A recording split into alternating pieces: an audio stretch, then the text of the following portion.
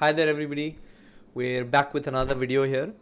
So this time we are bringing a twist to one of our very popular videos, which is what should students do before the actual pre-scene is released, or when they're just starting with their case study preparations and their exam is coming up in 2 months, let's say, or let's say 3 months, 4 months, 5 months time they have.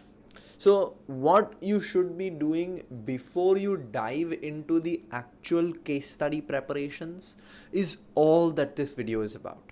And this video is about students who are from the traditional route, which means taken the OTQ exams.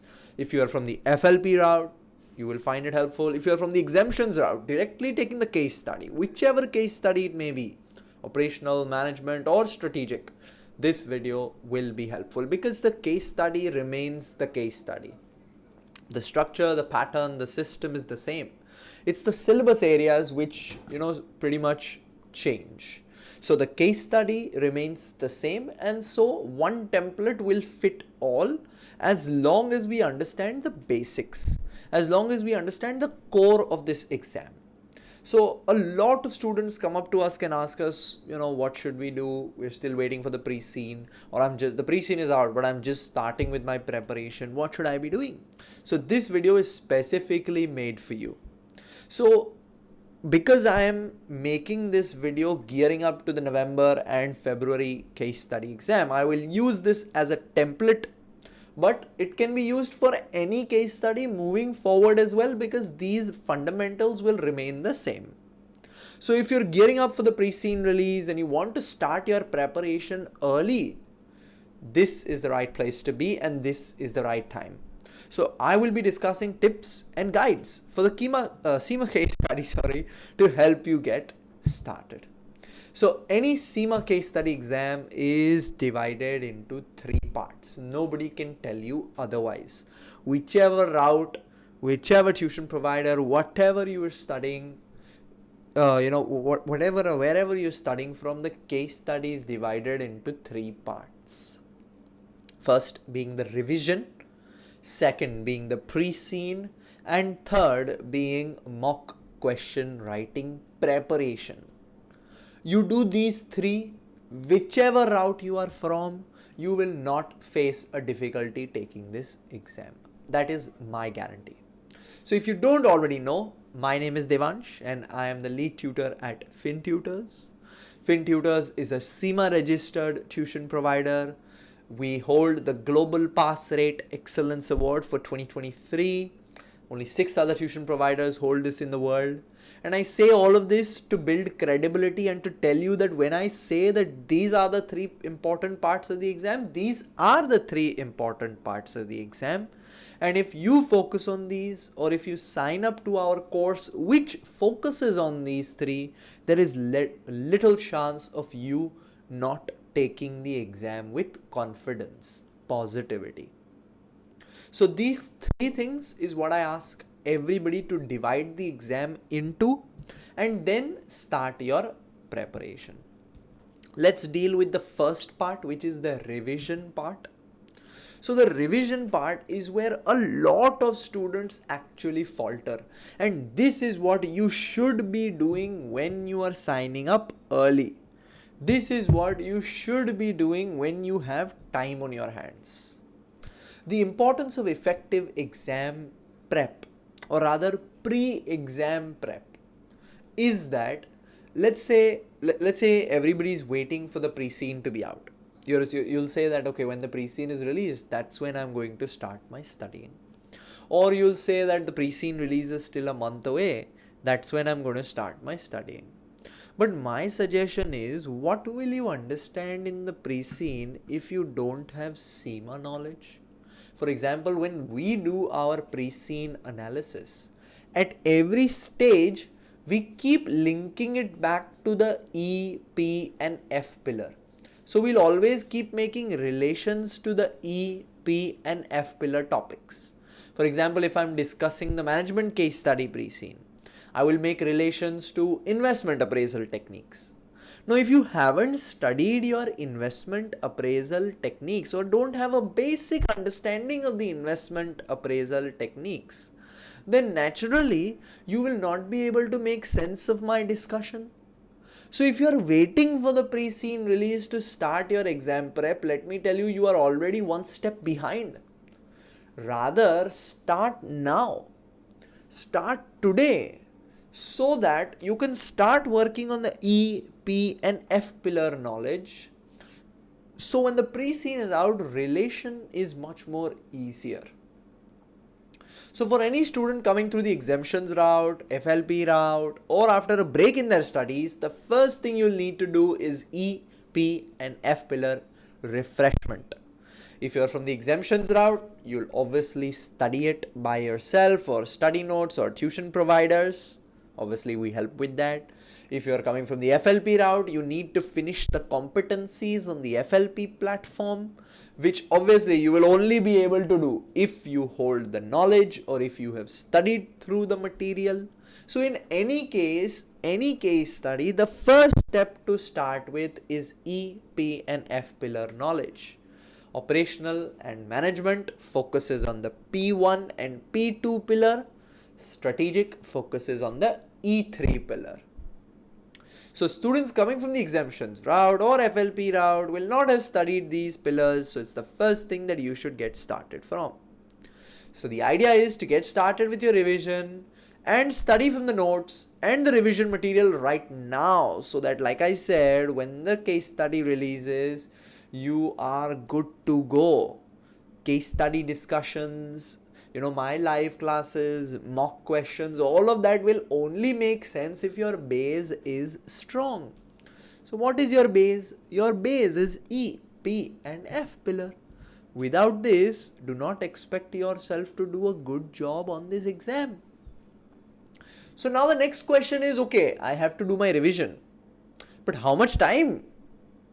How much revision will I need to do? My suggestion is study regularly. 1 hour, 2 hour, regularly. And whenever you are doing your revision, this is the tip for everybody.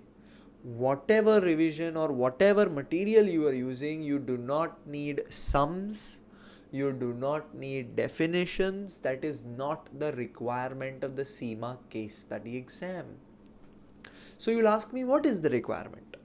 The requirement is to have conceptual clarity for every topic. For example, if I mention NPV, which is in your P2 syllabus, or ethics, which is in your E3 syllabus, then straight away you should be able to go to your memory and be able to bring out a simple English explanation of that topic.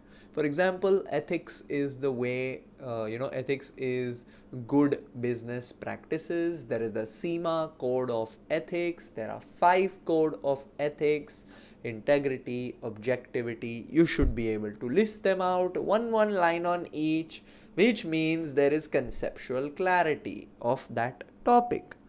Every topic in E2, P2, F2, EP and F pillar, whatever case study you're doing, you should have this conceptual clarity, specifically in the operational and the management level, because these are more technically oriented exams. If you have that conceptual clarity, then the pre-scene knowledge will make sense. Then the pre-scene relations will make sense, and then naturally you will be able to, and then only then will you be able to write mock questions. Because what is a mock question?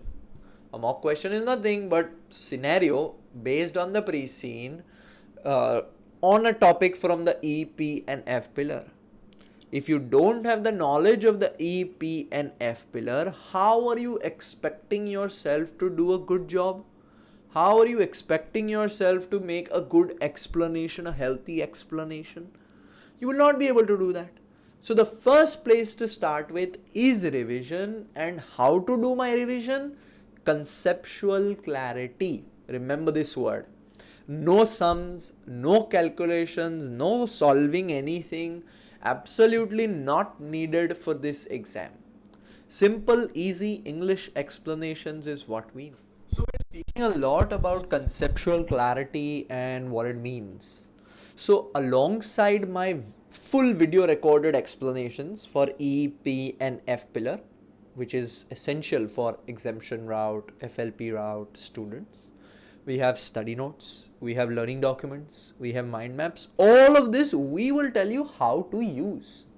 But something completely new and innovative is the Fin AI that we have introduced to help you achieve this conceptual clarity in a much quicker way, but at your own time, at your own pace, and in a much easier way. I'll show you a sample which is on the SCS exam, but we have this AI for the OCS, MCS as well. This is just a sample that I'm showing you. Fin AI based on my SCS notes. It's very simple. Again, the instructions are very clearly telling you, ready to crush your exam? Meet Fin AI, where you put your question over here relating to E3, P3 and F3. Please be relevant. Please only relate it to E3, P3 and F3. For example, explain, let's say, explain the external factor analysis models which is present in your E3 syllabus. So now the answer has started to come up. See on your screen, it's so innovative. On your screen itself, it's very clearly visible that the first model that it's speaking about is the pestle analysis, giving you just an overview of the political factors, economic factors, social factors, technology, legal, environmental. So everything related to pestle quickly came up over here just because of a simple question that you asked. Let's ask a second question now.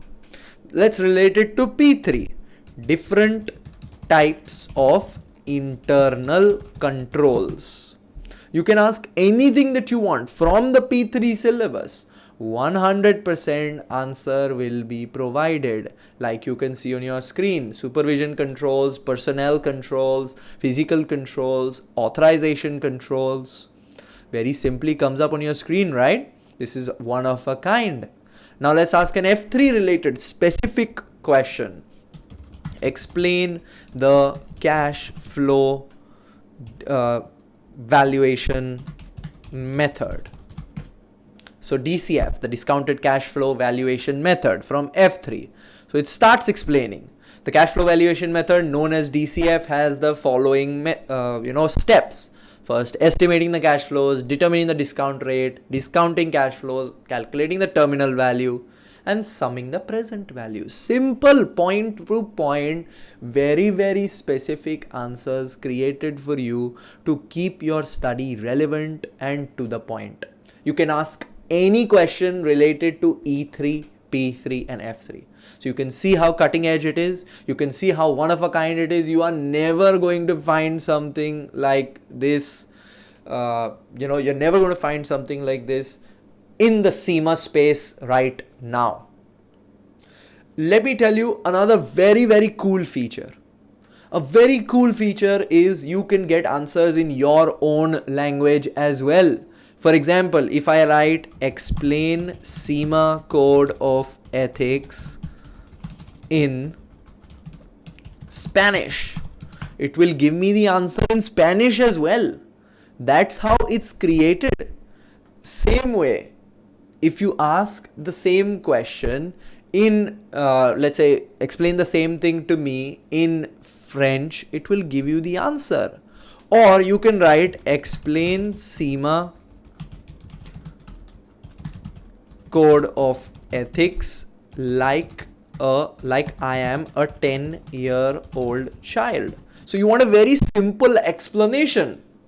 So let me explain CIMA Code of Ethics in the simplest way to you. So it will explain in the most simple. So be smart in your approach.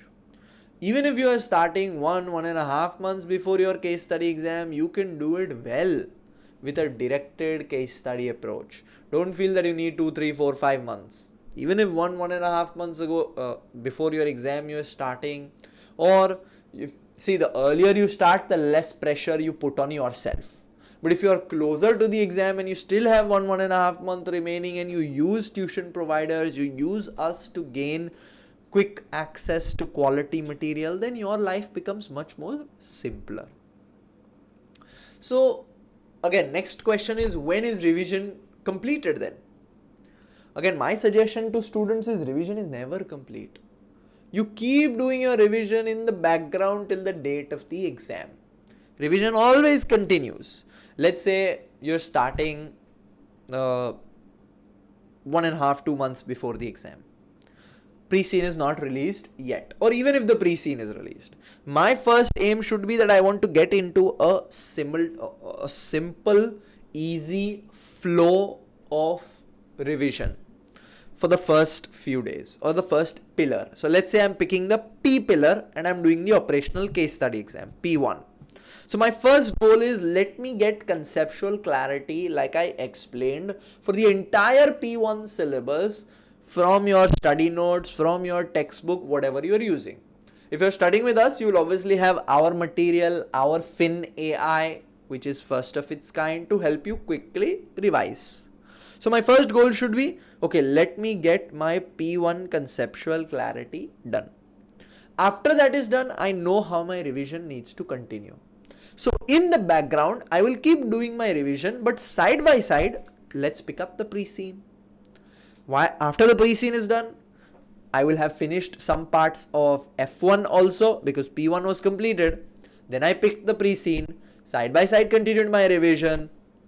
So pre-scene completed, parts of F1 completed. Now let's start with mock questions also. So it will give me an idea of how I'm supposed to study.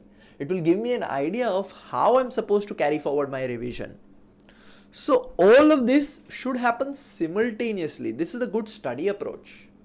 And then if you sign up with me, obviously I will guarantee, or I will rather take you through this entire course one by one, introducing everything for you at the right time, holding your hand and ensuring that you're focusing on the right things at the right time.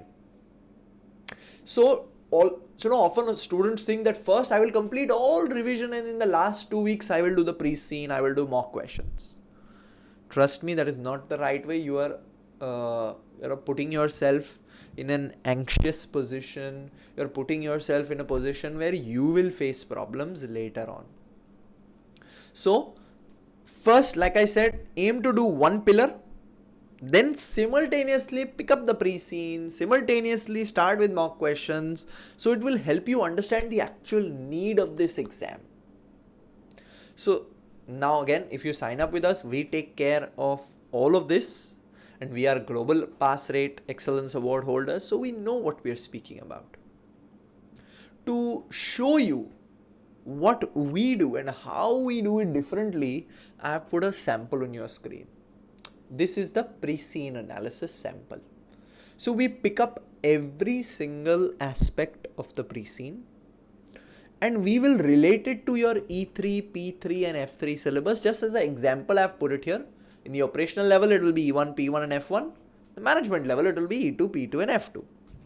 So just as a sample, I'm telling you that we will highlight important stuff, put in text boxes with very important information, and then relate it to your E3, P3, F3 syllabus and point out top exam issues as well.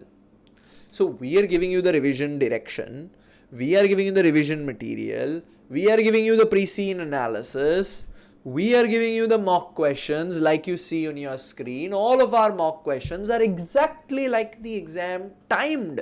You can see on the right hand side, they are timed and they are automatically submitted to us exactly like the exam for personalized marking, checking, correction. What more do you need?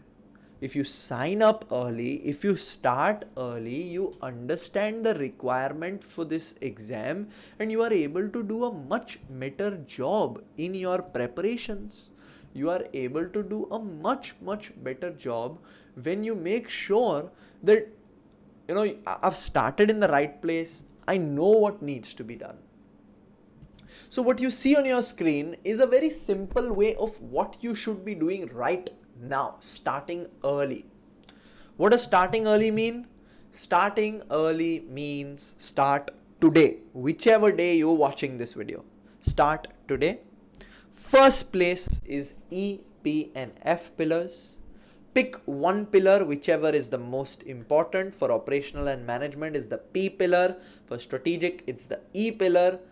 Have a conceptual clarity like I gave you an example of. And once that conceptual clarity is achieved, move on, move on, move on. Now we have specific learning documents and mind maps available to help you achieve this conceptual clarity. So I'm going to quickly cut to my explanation of how further you can achieve conceptual clarity. It's my explanation only, but I've done it in a different way. So I'm going to cut to that and add that in this video so you can further understand what conceptual clarity is and how you can achieve it, how you can do your revision, and then I'll just come back and take it from there. You go. To make your study more case study centric, more case study scenario based, these learnings have been created for you. If you choose to sign up to any of our courses, we will be giving you notes for E1, P1 and F1 which are very, very well broken down and which are very, very summarized. Along with the notes for P1, we give you this groundbreaking document which only we have created. You will not find this anywhere else. What is this learnings? So we'll first ask our students to go through our notes because your study from the notes is important. Our notes are summarized, runs you through the important topics, but it's important. But once you've done that, this learnings at the end of every chapter tells you what you must know from that chapter from the case study perspective. For a very simple example, in P1 chapter 1, let's look at the first learning. The role of a cost accountant and the operational decisions criteria. It is what you must keep in mind because this will be your role for the operational case study exam. So the first topic in the P1 notes is role of a cost accountant. And over there they have different, they've stated different roles like the operational role, the management role and the strategic role. But from the OCS exam perspective, students need to know what operational decisions are. That's what I'm telling you over here as part of the first learning. You should know that your remit and responsibility is to take operational level tasks only, which means the day-to-day running of the business. So knowledge of what the tactical and strategic decisions, the management and strategic decisions are, is also important. So from this first topic, you should know what the operational decision criteria is. Along with that, just know that there are two other levels which are called tactical and strategic level. And what do these entail? Part number 1 finished, you move on. So this learning clearly tells you that this is what you should know in your own words, and it acts like a revision for you. It acts like a quick revision for you, a quick light bulb for you to know that this is what I'm supposed to know from here. I don't need to learn every point. I don't need to learn anything. I just need to present my own explanations. If you look at chapter number 1, this way there are 4 pointers for chapter number 1. If you can remember these 4 pointers from chapter number 1, your job is done. Chapter number 1 completed. See how simple and well directed your study becomes. You're not roaming here and there and thinking how I should study this, how I should do this, because that is now clearly presented to you as part of these learnings. And these learnings go to a different level when you do very, very heavy topics like activity based costing, or when you're doing LPP. What should I know? When you're doing those break-even charts, what should I learn? Like, how will they ask a break-even chart in the exam? What should I remember? All of that is made incredibly easy for you as part of these learnings. So with that, I hope you've understood how your revision is to be taken forward. I hope you have an understanding of how your study needs to be achieved for this exam. Starting early is key. If you have any questions, put them in the comment section below or email us on help@fintutors.com. Somebody from the team will help you. We have a website chat as well, which is live. Get onto our website, ask us questions. We are happy to help you. But start your preparation early.